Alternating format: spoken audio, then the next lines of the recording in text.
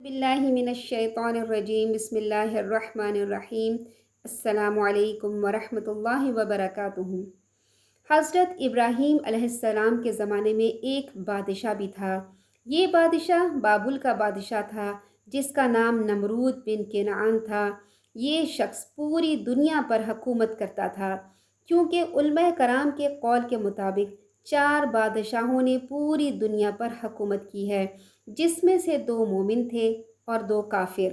مومن تو ذوالقرنین اور سلیمان علیہ السلام ہیں، اور کافر بادشاہوں میں نمرود اور بخت نصر ہیں۔ نمرود ہی کے دربار میں ابراہیم علیہ السلام کا باپ شاہی پجاری تھا جو بت تراشتا تھا اور بت فروش بھی تھا۔ جب ابراہیم علیہ السلام نے بت کو توڑا تو اسی باپ نے مقدمہ نمرود کے سامنے پیش کر دیا۔ علماء کرام فرماتے ہیں کہ نمرود مسلسل 400 سال تک بادشاہ رہا اور اس نے سرکشی، ظلم اور تکبر کا راستہ اختیار کیا۔ اس زمانے کے بادشاہ اپنے آپ کو اوتار بادشاہ یعنی گاڈ کنگز کی حیثیت ان کو حاصل ہوتی تھی، یعنی ان کی قوم میں لوگ جن دیوتاؤں کو پوجتے تھے ان میں سے سب سے بڑا دیوتا ان کا بادشاہ ہوتا تھا۔ تو بادشاہ کو سیاسی لحاظ سے بھی برتری حاصل تھی اور مذہبی لحاظ سے بھی مذہبی دیوتا ہوتا تھا اپنی رعایا کا۔ ان کے ہاں سورج کو بھی دیوتا مانا جاتا تھا، اس لحاظ سے نمرود سورج دیوتا کا اوتار تھا۔ وہ اپنے آپ کو سب سے بڑا دیوتا سمجھتا تھا۔ جب ابراہیم علیہ السلام کی دعوت و تبلیغ کا پتہ چلا تو پوچھا، تم کون سے رب کی طرف بلاتے ہو؟ میں تو سب سے بڑا دیوتا ہوں، یہ رب کون ہے؟ تو حضرت ابراہیم علیہ السلام نے فرمایا، میرا رب وہ ہے جو زندگی بخشتا ہے اور موت دیتا ہے۔ جاہل بادشاہ یہ کہنے لگا، میں بھی زندہ کرتا ہوں اور مارتا ہوں، دیکھو تمہارے سامنے کر کے دکھاتا ہوں۔ اس نے 2 آدمی بلائے جو قیدی تھے۔ اس نے ایک کو سزائے موت کا حکم دیا اور دوسرے کو معاف کر دینے کا حکم دیا۔ اس طرح سے اس نے یہ فریب دیا کہ میں نے ایک کو زندگی بخشی ہے اور ایک کو موت دے دی ہے۔ اتنا جاہل بادشاہ تھا کہ کسی کو زندہ چھوڑ کر اس نے یہ سمجھا کہ میں نے اس کو زندگی دے دی ہے، حالانکہ ابراہیم علیہ السلام کا مقصد یہ تھا کہ میرا رب خود زندگی دیتا ہے، خود لوگوں کو زندگی کی حرارت بخشتا ہے۔ حی کا مطلب ہے زندگی بخشنے والا، خود بخود زندگی دینے والا اور خود بھی زندہ، یعنی جانداروں کو زندگی کی حرارت بخشنے والا۔ زندگی کیا ہے؟ ایک راز ہے جو روح کے ساتھ جڑی ہے۔ روح کا آنا اور پھر چلے جانا، یہ دونوں راز ہیں۔ اللہ تعالیٰ فرماتے ہیں، کہو روح میرے رب کے حکم سے ہے۔ کوئی بھی انسان اس راز کو نہیں جان سکا۔ انسان کی زندگی جب ختم ہو جاتی ہے تو اس کے جسم سے کسی بھی چیز کی کمی نہیں ہوتی، جسم ویسا ہی ہوتا ہے، مگر زندگی ختم ہو جاتی ہے کیونکہ اس کے جسم سے روح چلی جاتی ہے۔ اس بات کی بادشاہ کو سمجھ میں نہ آئی، وہ بات کی گہرائی کو سمجھ ہی نہ سکا۔ تو ابراہیم علیہ السلام نے اس بحث کو چھوڑ کر دوسری بات کی کہ جس سورج دیوتا کے تم اوتار ہو تو ایسا کرو، یہ روز مشرق سے نکلتا ہے، تم اوتار ہو، تم اسے آرڈر کرو کہ تم آج مغرب سے نکلو گے۔ یہ سن کر بادشاہ ہکا بکا رہ گیا اور کوئی جواب نہ بن پڑا، یعنی سورج روزانہ مشرق سے نکلتا ہے جیسے اسے پیدا کرنے والا اور چلانے والے نے مقرر کر رکھا ہے۔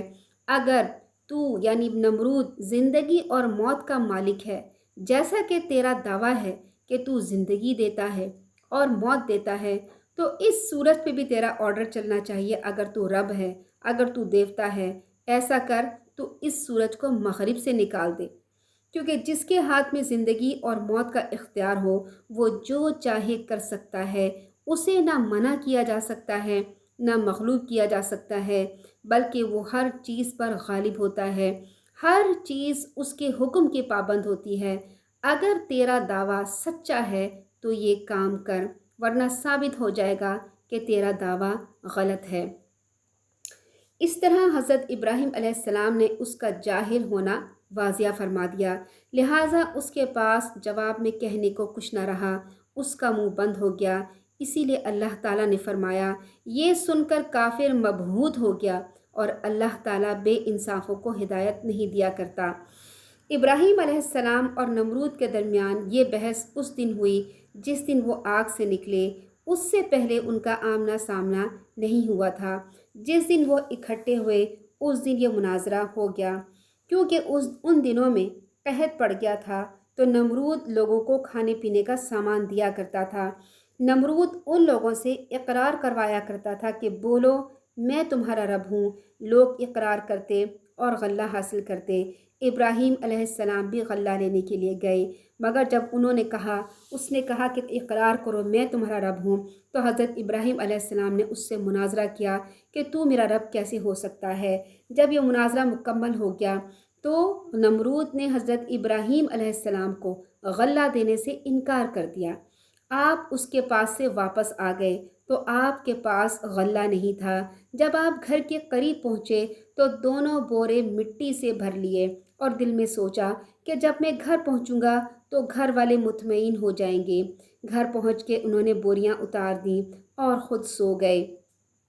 آپ کی زوجہ محترمہ حضرت سارہ علیہ السلام اٹھ کر بوریوں کے پاس گئیں تو دیکھا وہ عمدہ غلے سے بھرے ہوئے ہیں۔ انہوں نے کھانا تیار کیا۔ جب حضرت ابراہیم علیہ السلام بیدار ہوئے تو دیکھا کہ کھانا تیار ہے۔ انہوں نے پوچھا یہ کھانا کہاں سے آیا؟ زوجہ محترمہ نے جواب دیا جو آپ لائے تھے اسی سے تیار کیا ہے۔ آپ سمجھ گئے یہ اللہ تعالیٰ نے معجزانہ طور پہ عطا فرمایا ہے۔ پھر اللہ تعالیٰ نے اس ظالم بادشاہ کے پاس ایک فرشتہ بھیجا جس نے اسے اللہ پر ایمان لانے کو کہا۔ اس نے انکار کر دیا۔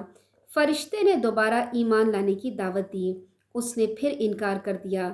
فرشتے نے تیسری بار ایمان کی دعوت دی تو نمرود نے تیسری بار بھی انکار کر دیا اور کہا تو اپنے لشکر جمع کر لے، میں اپنے لشکر جمع کر لیتا ہوں، یعنی ہم دونوں آپس میں جنگ کرتے ہیں۔ طلوع آفتاب کے وقت نمرود نے اپنی تمام فوجیں جمع کر لیں۔ اللہ تعالیٰ نے اس کے جواب میں اتنے مچھر بھیجے کہ سورج ان کی اوٹ میں چھپ گیا۔ اللہ تعالیٰ نے لشکر والوں پہ مچھر مسلط کر دیے۔ انہوں نے ان کا گوشت اس طرح سے کھا لیا کہ صرف ہڈیاں باقی رہ گئیں۔ ایک مچھر بادشاہ کی ناک میں داخل ہو گیا۔ اللہ نے اس کے ذریعے سے اسے 400 سال عذاب میں رکھا۔ وہ اس کا مغز کھاتا رہتا تھا۔ پھر لوگ اس کے سر پہ آ کے ہتھوڑے مارتے تھے تو اس کے سر میں کچھ کمی آ جاتی تھی، درد میں کمی آ جاتی تھی۔